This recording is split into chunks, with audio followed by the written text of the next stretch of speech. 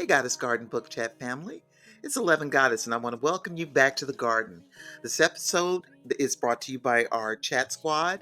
And, this is very cultivated content. I'm always excited because whenever I review a book, I sort of wrap each review around the artwork, the music that I think would best fit this review and just try to make it a absolutely vibrant experience for you. So I hope you're enjoying this journey as much as I enjoy taking you on this journey. Now, you first hear from the chat squad as usual, and then, just like my intro, I come back on the other side and I offer my personal perspectives on these wonderful books that we read.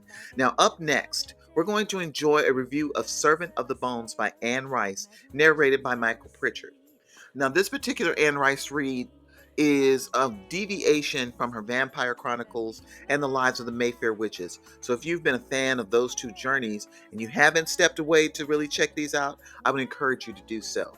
Servant of the Bones brings forth her characteristic gothic grandeur and profound spiritual inquiry. So I think you're going to get a real bang out of it.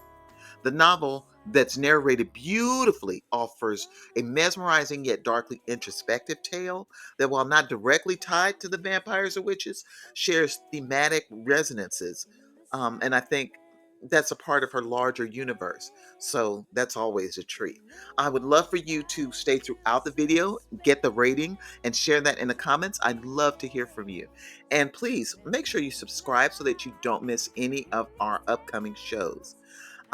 I will share information about the read and the links if you're interested, but without much deviation from the real deep dive, let's get started. Hello, everyone. I'm excited to share this side of the great Anne Rice's writing. This novel centers on Asriel, also known as the servant of this story, a spirit bound to golden bones, whose journey from ancient Babylon to a modern, conflicted existence invites readers to explore the paradoxes of immortality, identity, and the supernatural. Even as it carves its own niche, the story resonates with the eternal dilemmas that shape Rice's larger universe. At its core, Servant of the Bones is a meditation on the cost of eternal life. Asriel's plight, marked by both regret and a yearning for redemption, parallels the internal struggles found in characters like Lestat and the Mayfair Witches. Michael Pritchard's narration lends Asriel's internal monologue a dignified, almost otherworldly gravitas, drawing listeners deep into the character's existential quandary. These quotes illuminate this internal battle. First, I was human once, and now I am a ghost, a slave to these bones. This line encapsulates Asriel's painful transformation. It speaks to the irrevocable loss of his humanity, a theme that resonates with the moral and emotional conflicts familiar to fans of Rice's vampires and witches. Then there's, I seek justice, not vengeance. Here, Asriel's resolve to find moral balance sets him apart from other immortal beings driven by base instincts or unbridled power.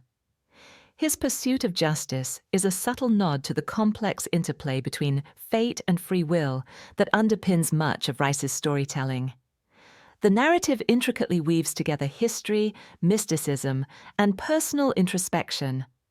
Unlike the bloodthirsty thirst of a traditional vampire or the enigmatic allure of a witch, Asriel's supernatural existence is anchored in a ritualistic magic, highlighting a unique perspective on immortality. His internal dialogue, combined with Pritchard's resonant delivery, reinforces the notion that the struggle for meaning and autonomy is a timeless, universal battle. Stay tuned for 11 Goddess's personal thoughts. I hope you enjoyed the deep dive that I've provided for you, and I wanted to share some of my personal perspective on this book. But I thought Servant of the Bones was more than a supernatural tale. It's a meditation on existence, justice, and the struggle for identity when fate has already written the script. It had such a flow to it. I tell you, such a talented writer. Anne Rice gives us a character in Azrael who is never fully divine nor fully damned, but something in between, a being shaped by both love and cruelty, faith and betrayal. It's really quite fascinating because his journey, while separate from the vampire and witch sagas, still carries that signature Rice depth, where the search for meaning stretches across centuries. So you go on this amazing journey in a Rice book because the characters live so long and they have so much history that they've encountered that are looped into these sagas. And there's a little tidbit that we didn't touch on earlier. There's an unexpected parallel between Azrael and another Rice character, another unforgettable character. Remember Marius from the Vampire Chronicles? Both are keepers of great secrets. Both have transformed against their will, and both find themselves torn between servitude and the desire to shape their own destiny. It's quite a connection, but once you see it, it lingers. So when you read, or if you reread, look for that if you didn't pick up on it. So, what do you think? Did Asriel's story leave you haunted, or did it find a piece, or did you find a piece of yourself in the quest that he went on? I personally didn't think of it as more of a quest that I saw myself in, but I could relate to it. I certainly saw things about the angst and the questions that he asked himself that could certainly parallel with real life. So drop your thoughts in the comments because I'd love to know what you think. And let's keep this conversation going. Also, drop your rating in the comments. I would love to know how you rate this book. And definitely share your thoughts on Discord. You know, that's where our club meets to discuss all these great reads. So until next time, my fellow book lovers, stay curious, stay enchanted, and as always, keep turning those pages.